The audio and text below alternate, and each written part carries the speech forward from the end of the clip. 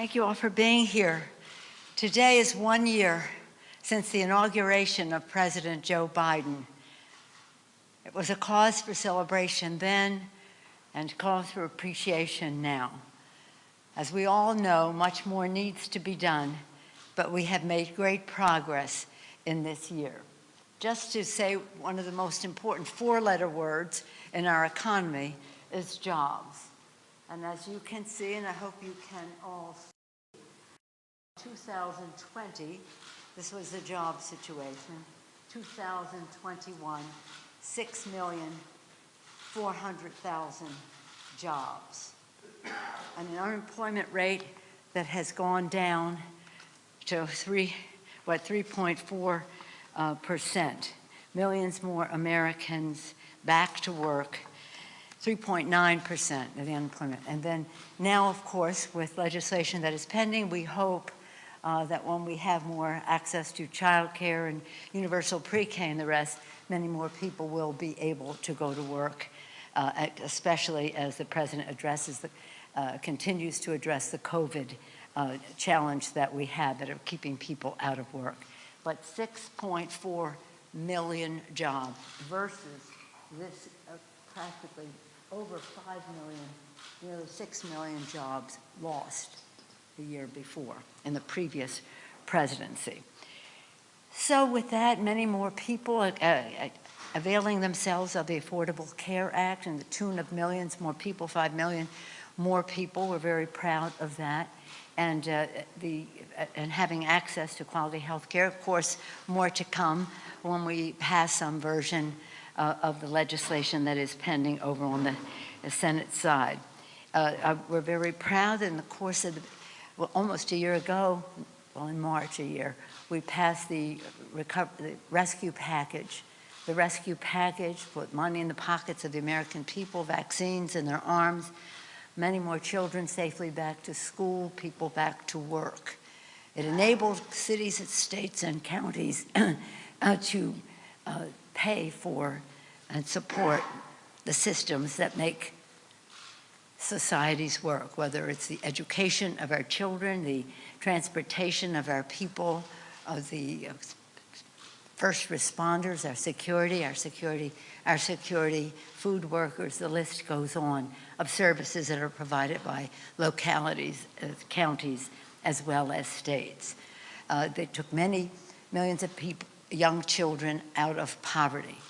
The rescue package did just that, rescue our economy, our society, and our people as it attacked the COVID crisis. As you all know, we've had a variant that has prolonged the crisis, but I'm very proud of the work that the president is doing now to make sure that people have tests and masks, and hopefully more people will avail themselves of vaccinations. More therapies are in the works, and in terms of not having to have refrigeration of the kind that is almost impossible to have throughout the world. We salute our scientists for what they are doing. Science and governance, that's going to be solve that problem. So for these and other reasons, whether it's broadband or clean water, as we know in the bipartisan, the first bill, the rescue package, with taking people out of poverty and money in pockets and all the rest, that was done with not one Republican vote. There were 13 Republican votes in the House to support the infrastructure bill, and we were happy that that was bipartisan, so we could repair roads and bridges, improve public transit, secure clean water, broadband, and much more across the country. So it's a great deal to be proud of. But as with all of this, we always keep an eye on what needs to be done to meet the kitchen table needs of the American people. What keeps them up at night, we want to help solve that problem. And one of the proud things about this administration is the creation of jobs, the expansion of health care, and again, the alleviation of poverty. So with that, then we go on to what we want to do next. There's no question last night was a disappointment. I support what the president said. He's disappointed but not deterred. We will continue the work. We will follow the example of those who went before us in terms of the fight for civil rights and voting rights, not to be deterred. So the fight goes on. I had the privilege earlier this week, the beginning of the week on Martin Luther King Day, to be with the King family, to be inspired over and over again, continue to be inspired by them, to the point of their Martin Luther King's granddaughter, Yolanda, who's 13 years old in 8th grade, talking about the future, talking with her great wisdom about the future. So we're, again, always eager to do more, but nonetheless disappointed what happened. But I want to congratulate Leader Schumer for his courage, for how he proceeded with this legislation. You had to have a vote. And what was wonderful to see was for almost 2 days to hear the Democratic senators talk about the sanctity of the vote and how fundamental that is to our democracy. It was so inspiring. Sad, though, to hear the Republicans argue against the freedom to vote and protect our vote. Whatever the outcome, the fact is that every Democrat in the Senate voted for the Freedom to Vote / John Lewis Voter Advancement Act, and every Republican voted against it. The process in the Senate leaves much to be desired. If you want to talk about that, we can later. But the fact is that it was an inspiring day, and I salute the chairman for bringing that important legislation to the forefront as he brought it to the floor. And that's a way to get it into the forefront. It's so important. But again, my motto is, some of you have heard me say it, we don't agonize, we organize. And that's what we will do to, again, advance voter participation in our country. I was a former chair of the party, and our goal was to remove obstacles of participation for anyone, whatever their party was, to remove obstacles of participation, instead of what the Republicans are doing is to put up obstacles of participation. So the fight for voting rights continues. We will not relent. The fight goes on. So where do we go from here? As we have been engaged in all of these highly visible fights, discussions, debates in the Congress, we have been working in many cases in a bipartisan way to advance legislation which should be coming to the floor in the months ahead, as soon as we come to the agreement. First and foremost is the omnibus bill. I salute our chair, Rosa DeLauro, for the work that she is doing. This has to be bipartisan, and as an appropriator myself from way back, I always say, left to their own devices, the appropriators can get the job done. And we want to leave them to their own devices, and I hope that Mitch McConnell will leave them to their devices as well. We must get that done. It is important in terms of governance to get the appropriations bill done, the omnibus bill done, to fund the government. It is now a national security issue of the highest priority, with the threats that exist out there. To go to a continuing resolution instead of a decision-making omnibus bill is to weaken our security and our stability. The Republicans should know that. So we hope that we will be able to bring that legislation to the floor before it expires. Honoring our pact, this is another security issue. It's about the burn pits. This is something that members have been working on for a while, and now, yesterday even, in fact, the Veterans Affairs Committee had Chairman Takano had a round table with the VSOs, the Veteran Service Organizations. We thank our veterans and our Veteran Services Organizations for their input on this. As you know, many of our service members were affected by being exposed to burn pits, and we have to have legislation passed. It will be expensive, but it is the price we must pay, that we owe our veterans, to make sure they get the care and benefits that they deserve, those who are exposed to burn pits. And from our standpoint, if you were there, you qualify. We don't have to go through any torturous process to decide if somebody's illness depended on something that they were exposed to. That very important legislation. Again, we're hoping all of this is bipartisan, the competitiveness bill. It has many names. It's about chips, about funding for chips. It's about research and research, a very big piece of that coming out of our Science, Space, and Technology Committee under leadership of Chairwoman Eddie Bernice Johnson. It's about supply chain. And it's pretty exciting, the competitiveness bill, and we're very close to being ready to go to conference with the Senate on that legislation. Postal reform, you've heard about it over and over again, but again, it's about fairness and making sure that we have fairness for our postal workers without having the retirement health benefits be pre-funded for 75 years into the future.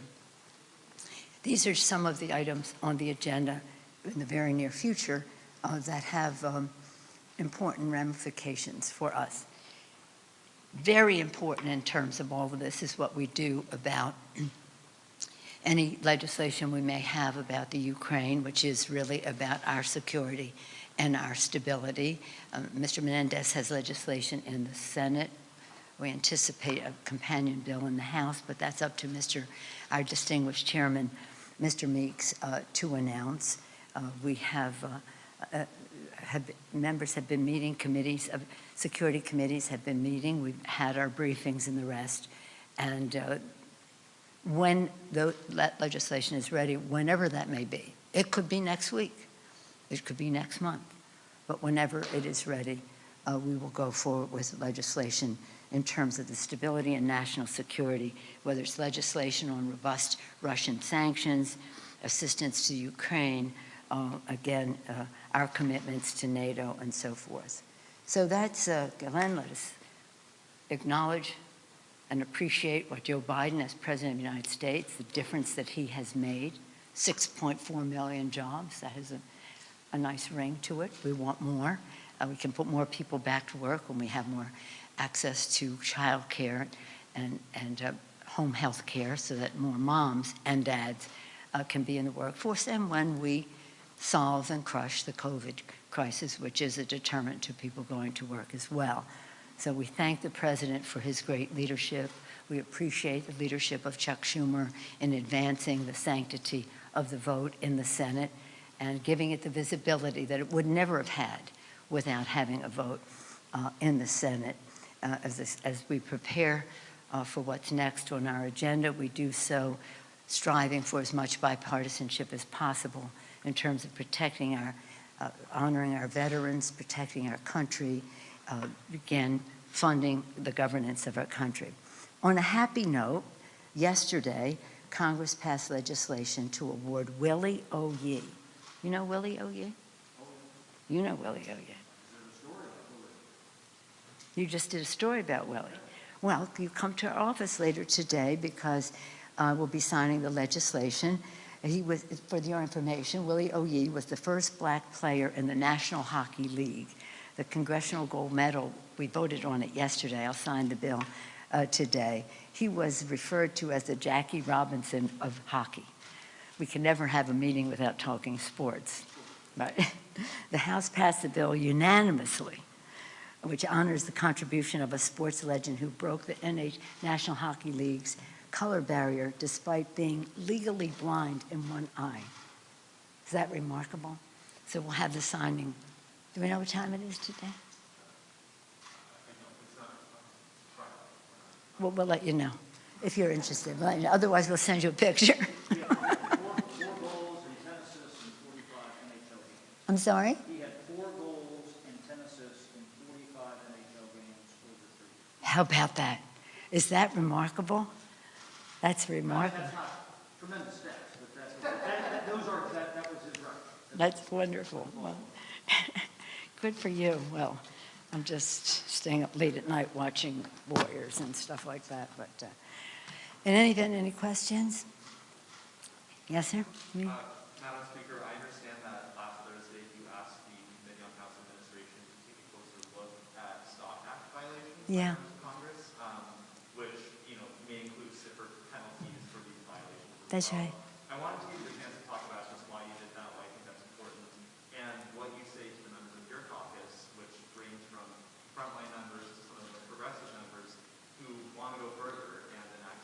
Well, I don't know that. I mean, that's your version. Here's the thing.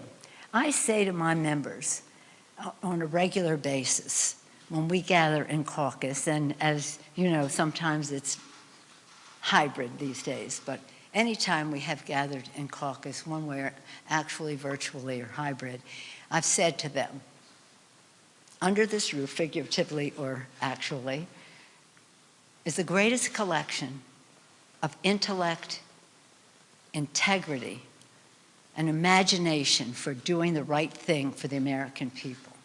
I have great confidence in the integrity of my members. They are remarkable. So when people talk about, well, somebody might do this and somebody, I think I trust our members. If in fact we should have severe penalties for delay in reporting on Stock Act, then do that. I've said to the House Administration Committee, review all the bills that are coming in and see which ones, where the support is in our caucus. I think there are 2 letters, each has like 14 members signing it so far, maybe more will come, but that's what we have seen. But I do come down always in favor of trusting our members. Now, if the impression that is given by some that somebody's doing insider trade, that's a Justice Department issue. That's a Justice Department issue, and that has no place in any of this. But to give a blanket attitude of we can't do this and we can't do that because we can't be trusted, I just don't buy into that. But if members want to do that, I'm okay with that. And I would add, and this is the last thing I'm going to say on this at this meeting, and I would add, do you know that the Supreme Court, now we in the House have disclosure, in the Congress we have disclosure, and we have the Stock Act, which says if you sell a stock, you have to report it in an X number of days, and if not, there's a penalty. Should those penalties be greater? Subject to review. I mean, I don't know why people don't do it on time, but whatever it is, if there's a penalty and it should be more severe, so be it. But the United States Supreme Court, where decisions are made all the time that affect our environment, our workforce, our personal freedoms, every subject you can name, at the mercy of the court, our economic issues and the rest, no disclosure whatsoever, and certainly no Stock Act. In other words, if we're saying everybody should be living by the same standard, then so be it. That's okay with me. But I don't think that the court should be let off the hook, and even the Chief Justice said recently that the impression was that there were some scandals in judges making decisions that related in a way that wasn't right. So I say, when we go forward with anything, let's take the Supreme Court with us to have disclosure. No disclosure. The Supreme Court of the United States for life. No disclosure, and certainly, therefore, no Stock Act. Another question, another subject? Yeah, on the BBB, the president indicated yesterday chunks of it could get passed, and I'm sure you heard what he said. I wonder what you think of that statement. And I had a couple parts here. He said the child tax credit free community colleges might drop out. And just what should we expect when it comes to the BBB going forward? Well, let me just say, chunks is an interesting word. No. The president has such a commitment to the values that are contained in this legislation, the reconciliation bill. When we passed and when they were considering, and then later we passed the bipartisan infrastructure bill, the president said, I want to find as much common ground as I can in a bipartisan way when it comes to infrastructure. But I cannot limit my vision for America to what the Republicans will agree to in terms of roads and bridges, et cetera. That's important, but it's not all. So in this legislation, if we care about preserving the planet for future generations and clean air for them to breathe today and water to drink, we need to pass the reconciliation bill. So I would hope that that would be a major part of it. So what the president calls chunks, I would hope would be a major bill going forward. It may be more limited, but it is still significant. So we talked about climate. Now let's talk about health care. So important in the legislation is that millions more people will have access to health care at a very low cost because of what is in the bill in terms of expanding the Affordable Care Act. Let's now talk about child care.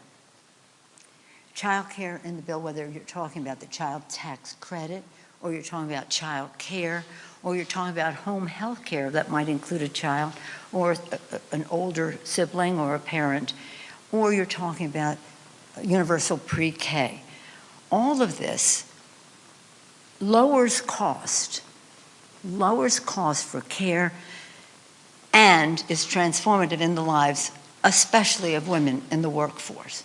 So we have to have, if our economy is going to succeed, as you know, we say when women succeed, America succeeds. If we're going to have the full benefit of women and newcomers, and when I say newcomers, people of color who have not been in some of these traditional jobs, to expand what that means, we have to have care at home, whether it's for children or, again, older siblings or parents. So there are big chunks of the bill that have to be contained in the bill. But remember this, that this is a reconciliation bill. So when people say, let's divide it up, no, they don't understand the process. What can we agree upon? And I'm sure that we can agree upon something significant. Call it a chunk if you want, but whatever you call it, we want it to be able to make a difference in transforming the workplace by honoring work, by respecting the fact that there are families that have to make decisions between home and work, and again, protecting the planet. So I'm optimistic. I'm optimistic. Yeah. Yes, sir. Yeah, thank you. And so obviously you're disappointed that what happened. Very disappointed. But that said, you have some members in the Democratic Party who are really taking on Senators Manchin and Sinema. What do you say about it to those members who are hypercritical of them, taking their position? That's their position. That's how they feel. That's what they think their constituents want. Do you think that that's fair to have that sort of criticism leveled on Manchin and Sinema in this internal party? Well, I think people will say what they're going to say. I have not encouraged that. In fact, I have discouraged it because we are a giant kaleidoscope here, Democrats and Republicans. You never know who's going to be in the design of the next bill. So we have to be respectful. But I've discouraged people from making comments about them. And you maybe hear it more than I do. I just don't hear that much of it anymore. No. No, I don't think so. I don't think so. I think that they'll do what they believe, and and I'm hopeful. They have come to agreement on aspects of the Build Back Better legislation. We may want to have to rename it to something that's even Build Back Better than that kind, whatever we decide to call it. But the fact is that we're a diverse place, from right to left, Democrats to Republicans, within our own parties and the rest, and we have to be respectful. And I don't think there's any upside in Democrats criticizing Democrats. Yes, ma'am. Can you talk a little bit about what Democrats' 2022 legislative agenda should be beyond Build Back Better in order to kind of tell voters what you guys are actually doing, since there's been a lot of hurdles in front of both voting rights and Build Back Better? Well, as I said earlier, right away, we have been working on legislation right now to keep government open in a way that meets the needs of the American people, that protects the security and stability of our country. And that is legislation that we hope will be on the floor in a short period of time, and I thank Rosa DeLauro for that. A high priority for us is to honor the pact, to make sure that our men and women in uniform who were exposed to burn pits understand that this is of the highest priority for us. It's going to be very costly, but it's worth it because we owe them. They were exposed in the line of duty to dangerous situations where they now have serious health issues and they need care and benefits. I mentioned also the issue that relates to competitiveness.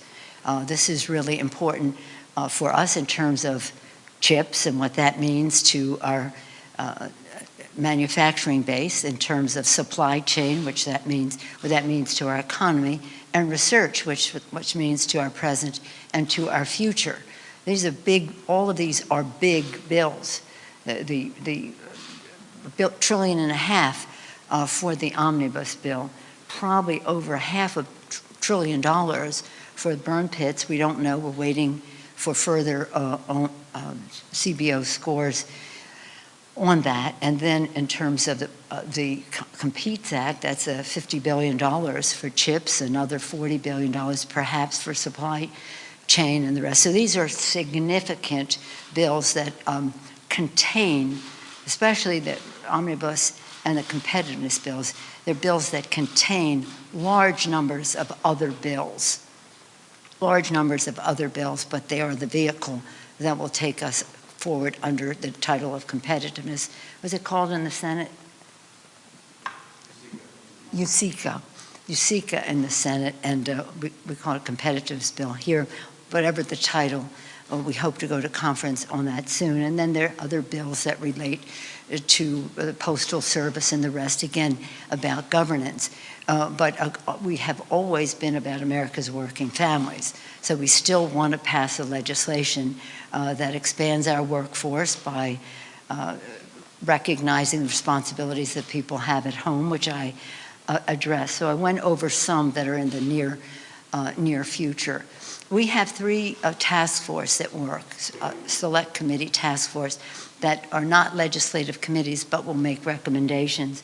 One of them is the Select Committee on the Climate Crisis, and much of what they have recommended is in the current version of the BBB. We hope that most of that survives, but that isn't the end of it. There'll be other opportunities, shall we say, that we will have to help other countries to save the planet as well. So nothing is the end game, but it is takes us well down the path. In terms of the select, and that's chaired by Kathy Castor of Florida. She's doing a superlative job. Next, we have the Select Committee on COVID, under the leadership of Mr. Clyburn, our distinguished whip, and they are doing very important work that helps us make judgments about what has worked better or what in terms of how we go forward in terms of this pandemic, but any future ones as well. And then we have a Select Committee on Disparity and Income and Opportunity in our country, chaired by Mr. Himes. And you'll see much more of that now that we've gotten through some of the, hopefully soon, some of the big legislation coming out of the last year. And that is how we affect legislation to end that disparity of opportunity in our country. The fact that during the COVID crisis, wealth increased at the high end to such an exorbitant place at the expense of people not, I don't want to say at the low end, but at a lower economic place in our society. We can't have that continue. That's what is a caste system. That's not a democracy. The middle class is the backbone of our democracy. We have to strengthen the middle class and all who aspire to it. So that is what our legislation is about. So how we protect our nation, how we preserve our planet, how we transform our workforce, how we educate our children. My whole mission in Congress is about the children, for the children. As you heard me say, you're in the arena, you have to be prepared to take a punch, you have to be prepared to throw a punch for the children, for the children. And so we'll be dealing with issues that relate to antitrust and to Section 230 and what damage that does to children and the rest. But I'm very proud of our committees. They're working very hard on their legislation. Some of it they will bring individually to the floor. Some of it, as with the Competitiveness Act, that's a bill from Science, Space, and Technology, Energy and Commerce, Education and Labor, and other committees as well. So some of this will be jointly, some of it will be individually. One last question, is that?